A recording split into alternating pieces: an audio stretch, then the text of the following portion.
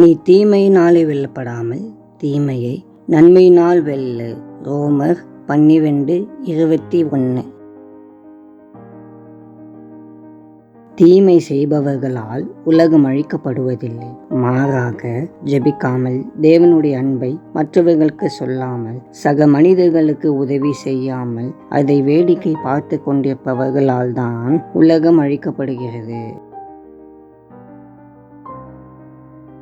அன்பின் தேவனே, உமக்கு ஸ்தோத்திரம். இந்த நாளில் சமூகத்தில் எங்களை தாழ்த்தி ஒப்பு கொடுக்கிறோம். இந்த நாளிலும் நாங்கள் உம்முடைய அன்பை மற்ற மக்களுக்கு சொல்லவும் ஜெபிக்கவும் கிருபை தாரும். இந்த நாளின் தேவைகளை சந்தித்து எங்களை ஆசீர்வதியும். உம்முடைய சமூகம் எங்களை வழி நடத்த எங்களை அர்ப்பணிக்கிறோம். இயேசுவின் மூலம் ஜெபிக்கிறோம் பிதாவே, ஆமென்.